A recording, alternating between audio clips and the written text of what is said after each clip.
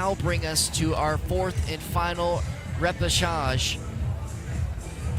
which is already underway with the Canadian out of lane number 1 as we take a look at the start for race number 4. It's Carissa Riley currently in the lead over Olivia Bates out of Great Britain in second place.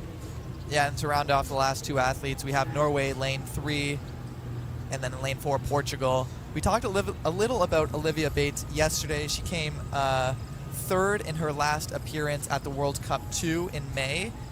Carissa Riley, though, not a slouch either. She's putting up a good fight here. I wonder if she wanted to get off to a fast start and just have herself coast in the lead a little bit, as Canada and Great Britain are now neck and neck, exchanging first and second place at will.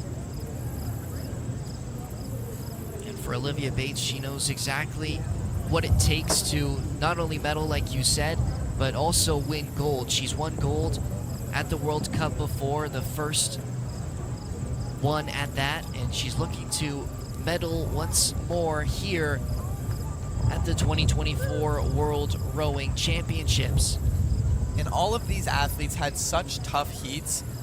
Only one athlete can make it to the semifinals. All the other ones get put into these second chance races. And so it's such a tough heat to win. There's so many good athletes, and even just one of the smallest mistakes can put you in just half a second behind and then ultimately losing that race. So it's now Olivia Bates through 1,500 meters with a slight narrow lead over the hometown Carissa Riley.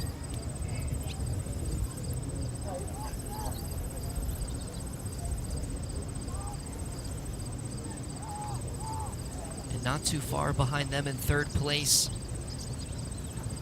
Mia-Amelia Lund of Norway, who currently sits 10 meters back from the leader.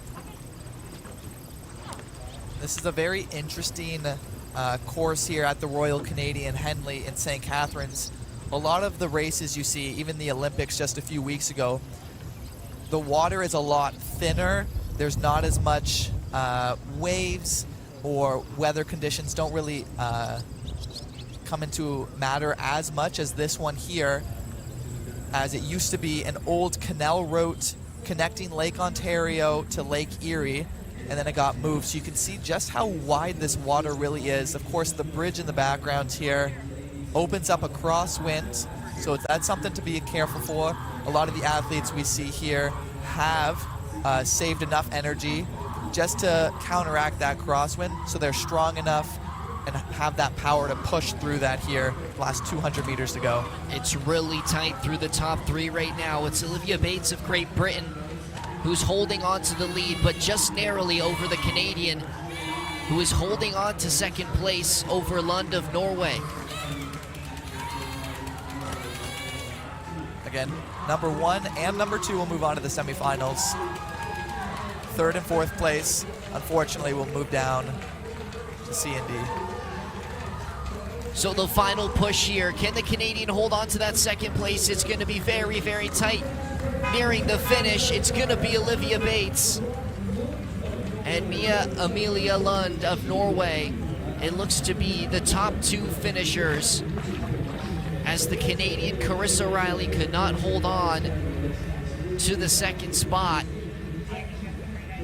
So Great Britain and Norway moving on to semifinal A and B, and Carissa Riley will have to settle in semifinal C or D. It was a really good race run by the on the top 3 racers there, but yeah, ultimately Carissa Riley I think she perfected the strategy there. Unfortunately, just didn't have enough, or she thought she had a little bit more that she didn't have, just to fall behind Norway there. But great job, Olivia Bates, great job, Amelia Lund in Norway, to put themselves in a position to win. Well, and it was the Norwegian who really picked up her pace. She had one of the top speeds through that final 500 meters, and she was not slowing down at all, had a lot left in the tank, and was very close to catching Olivia Bates in first place, but will settle with that second, and of course the automatic qualification to semi-final A